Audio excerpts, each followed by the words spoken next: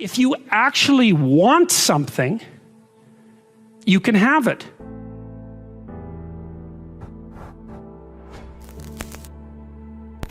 You have to treat yourself like you matter, because if you don't, then you don't take care of yourself, and you become vengeful and cruel, and you take it out on people around you, and you're not a positive force. None of that's good. So you suffer more, and so does everyone around you. And there's a malevolence that enters into it. None of that's good.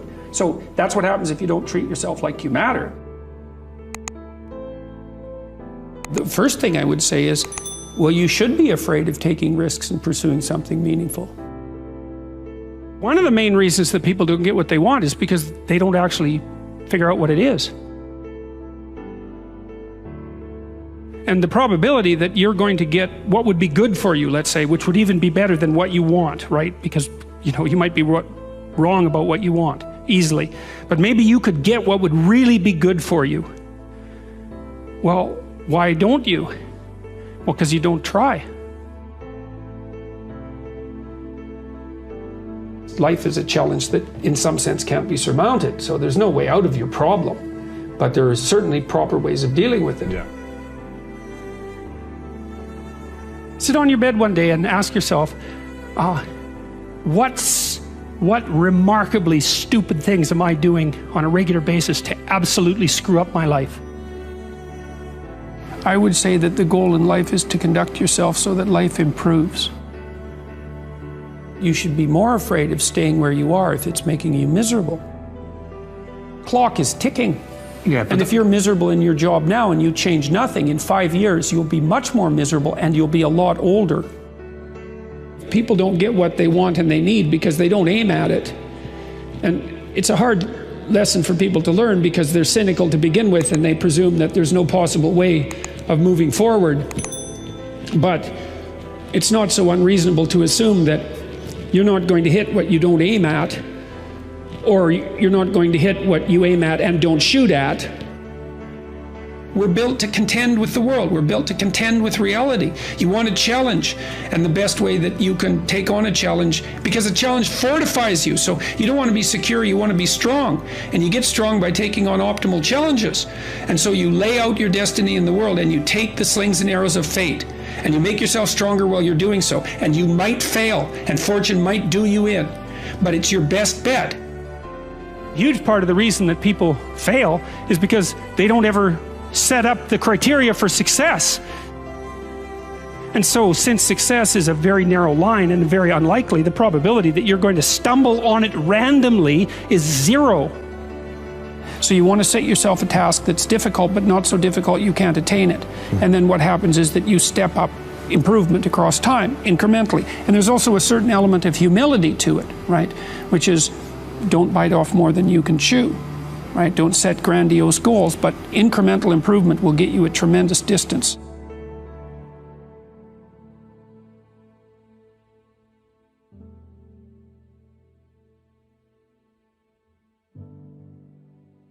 It's a luxury to pursue what makes you happy. It's a moral obligation to pursue what you find meaningful. And that doesn't mean it's easy. It might require sacrifice. If you need to change your job too, let's say you have family and children and a mortgage, you have responsibilities. You've already picked up those responsibilities. You don't just get to walk away scot-free and say, well, I don't like my job, I quit. That's no strategy. But what you might have to do is you think, well, this job is killing my soul. All right, so what do I have to do about that? Well, I have to look for another job. Well, no one wants to hire me. It's like, okay, maybe you need to educate yourself more. Maybe you need to update your curriculum vitae, your resume. Maybe you need to overcome your fear of being interviewed. I think what you have to do, and this is part of humility, is you have to look around you within your sphere of influence, like the direct sphere of influence, and fix the things that announce themselves as in need of repair. And those are often small things, you know, and they can be like your room. Put it in order, because the thing is, it isn't exactly so important that your room is in order, although it is. What's important is that you learn how to distinguish between chaos and order, and to be able to act in a manner that produces order. 3 years from now, you can have what you need. You got to be careful about it. You can't have everything. You can have what would be good for you, but you have to figure out what it is, and then you have to aim at it.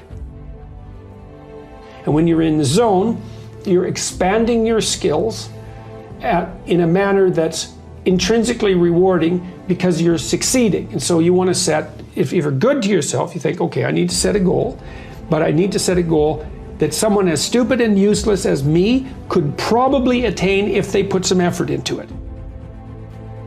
Now, if there are things about your life that are bothering you, or things about the world that are bothering you, then you want to decompose them into solvable sub-problems.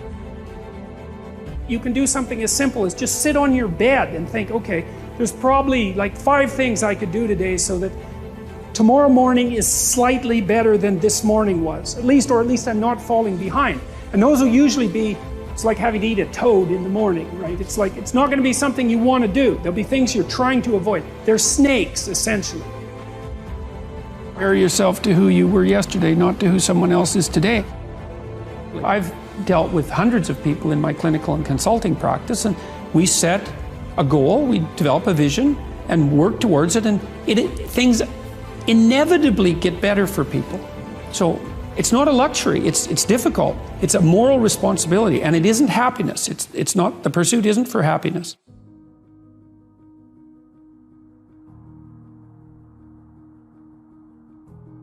Well, greatness is what reveals itself when you attempt to formulate, when you attempt to carefully articulate and live out what you believe to be true. It just happens, because there isn't anything more powerful than truth. Right? That's the antidote to suffering, truth. If you ask yourself, instead of telling yourself, what is it that I could do to set things more right today that I would actually do? It's usually some small thing because you're not that disciplined, Then you can go do it. Lay a disciplinary structure on yourself. Get the chaos in check, and then you can move towards a state that's freer. Well, what happens if you don't treat other people like they matter? Well, you lie to them, you cheat them, you steal, you enter into impulsive relationships with them. They can't trust you. That doesn't go anywhere. They don't like you. You end up alone at best, and maybe like incarcerated at worst. Like, that doesn't work. And so you watch the people around you who thrive, regardless of what they say. They act out the proposition that everyone matters. If you're hungry and you eat, well, that's good, but it's over, and then you're on to the next thing, right? It's not exactly sustaining, it's just necessary. That's called consumatory reward, by the way. This other reward system is incentive reward, and the incentive reward system works on dopamine, this neurochemical dopamine, which is also the neurochemical tracks that opiates and cocaine and amphetamines, the drugs that people really like to abuse, alcohol often for some people, activate. And so you might say if you don't have enough meaning in your life, then you're more prone to addiction. And that's definitely the case, even with rats. If you take a rat and you put him in a cage by himself and he has nothing to do, and then you give him access to cocaine, he'll get addicted to the point where he won't do anything but take cocaine. But if you throw the rat back in with a bunch of other rats and he gets to do rat things, then it's very hard to get him addicted to cocaine. And so the purposeless rat is prone to addiction. Well, it's the same with human beings.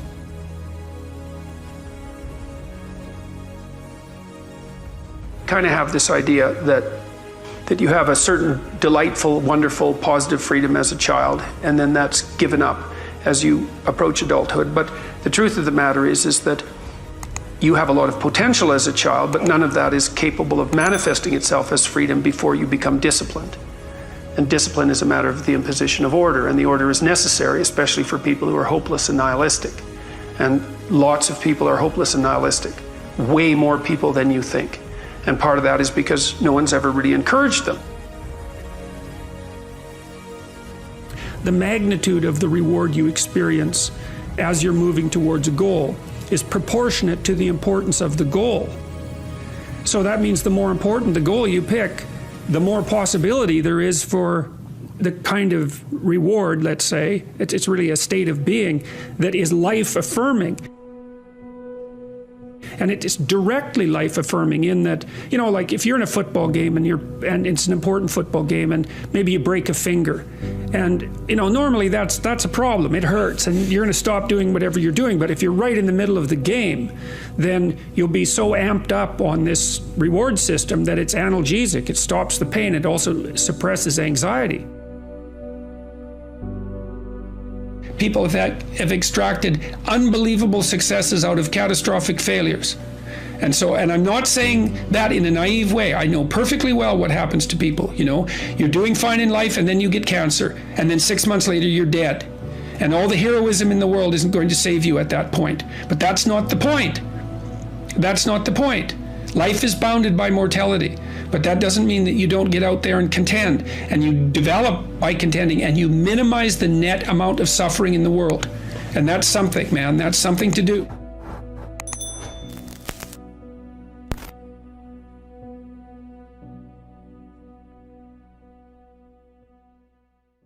Thanks for watching. If this helps you, click the subscribe button and the bell icon for more daily motivational videos.